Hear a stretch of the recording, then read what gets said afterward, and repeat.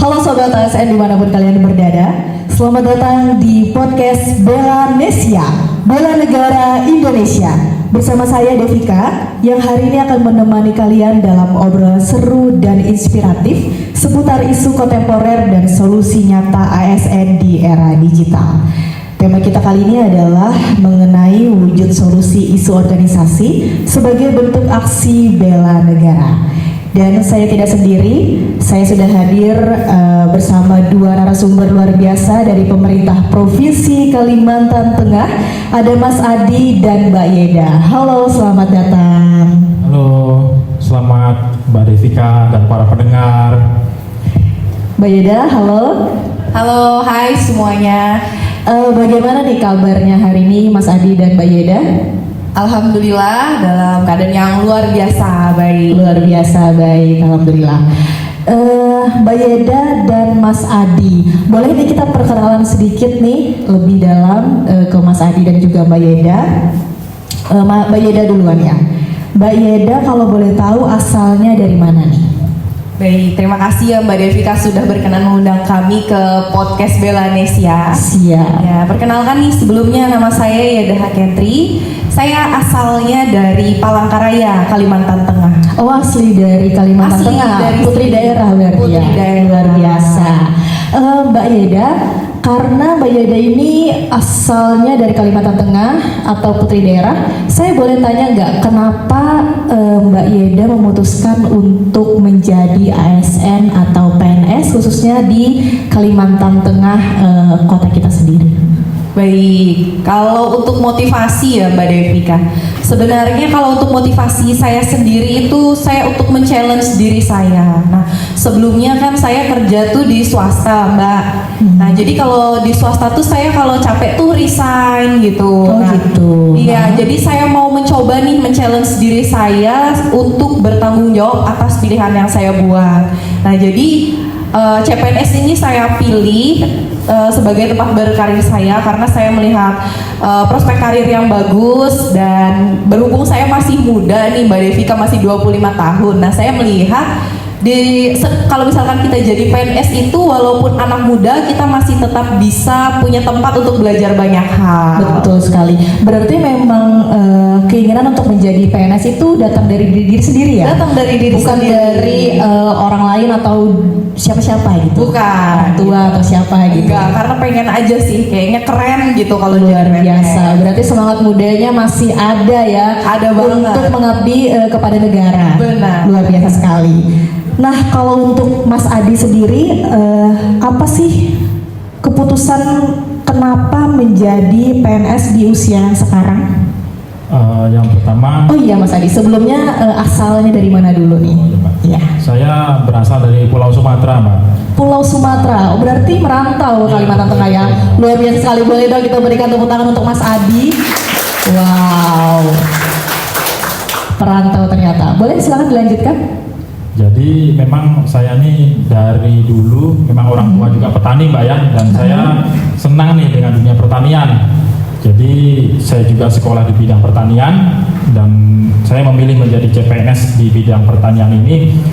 Pertama memang hobi saya, kedua memang sesuai dengan apa yang digencarkan dengan Presiden dan Menteri Pertanian saat ini tentang ketahanan pangan. Saya ingin mengambil andil di situ, bagaimana saya terlibat mensukseskan bagaimana ketahanan pangan ini bisa berhasil, Mbak. Oh, berarti Mas Adi ini juga menjadi PNS karena keinginan diri sendiri ya? Betul, Mbak. Wah, luar biasa sekali. Berarti rela merantau jauh-jauh dari Pulau Sumatera Iya. ke Kalimantan Tengah demi mengabdi dan mengemban kepada negara juga. Iya. Luar biasa sekali. Wow. Nah, Mas Adi dan Mbak Yeda, kayaknya kita langsung aja nih ke segmen kita, ke inti dari obrolan podcast kita pada hari ini. Kita mulai dari hal yang cukup aktual ya. Mas Adi, Mbak Yeda, di era sekarang hampir semua aspek kerja ASN dituntut untuk serba digital, betul ya? Mulai dari layanan publik, administrasi, sampai dengan komunikasi. Nah, menurut Mas Adi dulu nih, apa sih tantangan terbesar organisasi pemerintah dalam menghadapi kemajuan teknologi ini? Tantangan terbesarnya menurut saya sih Mbak tentang transformasi mindset sih Mbak. Jadi sebagian orang berpikir bahwa ahli di bidang IT itu adalah bakat, tapi menurut saya enggak sih. Semua itu bisa kita pelajari kok dengan mudah. Bahkan sambil rebahan di kamar pun kita bisa tuh mempelajari dan menguasai itu. Betul Dan sekali. saya pikir setiap ASN penting meningkatkan itu sebagai bagian pelayanan publik, Mbak. Wah, setuju banget, itu betul banget Mas ya. Jadi bukan cuma soal alatnya tapi juga cara berpikirnya ya. Betul, Mbak. Nah, kalau dari Mbak Yeda sendiri, apa isu yang paling terasa nih di lingkungan kerja? Baik, kalau untuk isu utamanya mungkin saat ini tuh literasi digital dan etika penggunaan teknologi mungkin Mbak Devika. Nah jadi sebenarnya banyak banget nih ASN yang udah melek digital ya, tapi tuh belum semuanya sadar tentang etika bermedia sosial. Nah contohnya misal nih, kita tuh harus aware juga nih Mbak Devika tentang postingan-postingan hoax gitu. Nah mungkin kita sebagai abdi negara salah satunya punya peran untuk memerangi hoax tadi gitu, dan juga kita harus aware sama keamanan data gitu.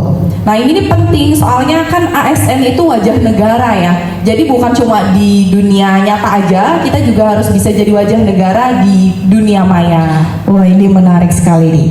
Nah, di Latsar CPNS kan kita belajar tentang aktualisasi nilai-nilai dasar ASN ya. Nah, terutama berakhlak dan juga bela negara.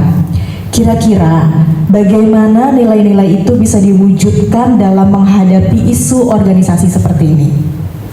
Salah satunya dengan inisiatif kecil sih Pak, tapi berdampak besar.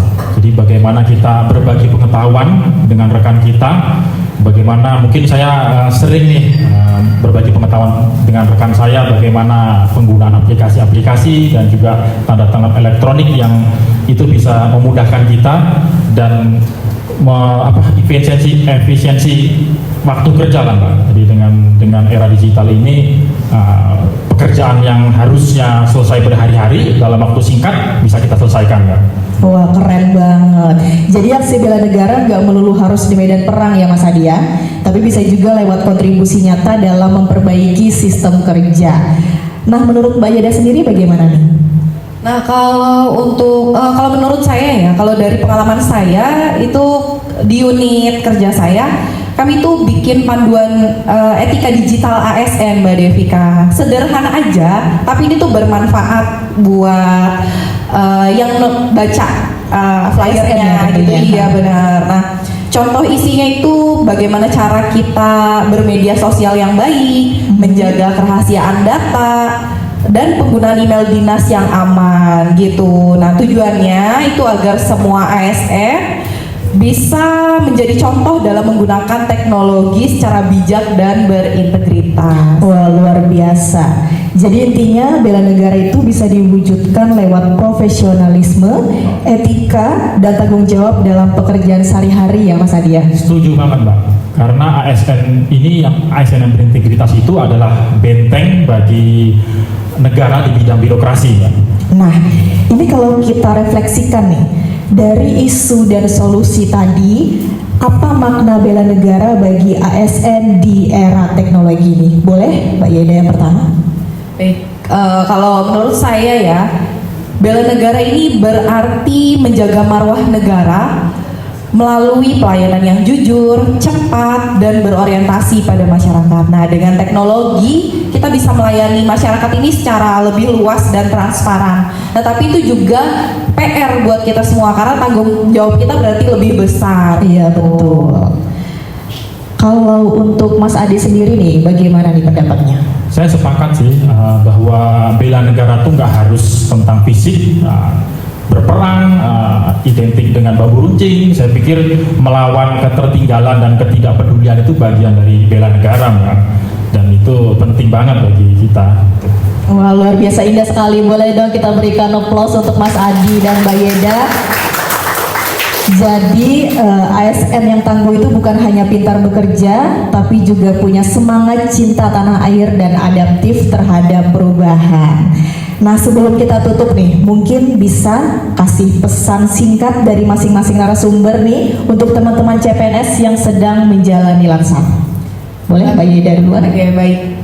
Mungkin untuk teman-teman ASN yang masih muda, saya punya pesan untuk kita, yaitu jangan takut berubah. Nah, jadikan kemajuan teknologi sebagai peluang untuk berinovasi dan memperbaiki pelayanan publik. Wow, luar biasa sekali. Pesannya sangat indah ya Mbak Yeda. Baik. Dan selanjutnya Mas Adi, kita kasih pesan sedikit untuk teman-teman CPNS yang lain. Dan selalu ingat bahwa kontribusi yang kita lakukan dengan integritas sekecil apapun itu pasti akan memberikan dampak, dan itu bagian dari bela negara, Mbak. Wow, luar biasa. Sekali lagi dong kita berikan aplaus yang meriah untuk narasumber kita. Terima kasih banyak Mas Adi dan Mbak Yeda atas obrolannya hari ini, seru banget. Terima kasih atas kehadirannya, bisa bergabung di podcast Bela Nesia, Bela Negara Indonesia. Dan semoga kisah dan pengalaman kalian ini bisa menginspirasi ASN muda di seluruh Kalimantan, bahkan Indonesia pastinya ya, untuk terus berinovasi, beretika, dan juga berkontribusi bagi negeri. Baik, saya Devika, pamit undur diri. Sampai jumpa di episode berikutnya di podcast Bela Nesia, Bela Negara Indonesia. Karena menjadi ASN bukan hanya bekerja, tapi juga mengabdi untuk Indonesia. Sampai jumpa lagi. Dah.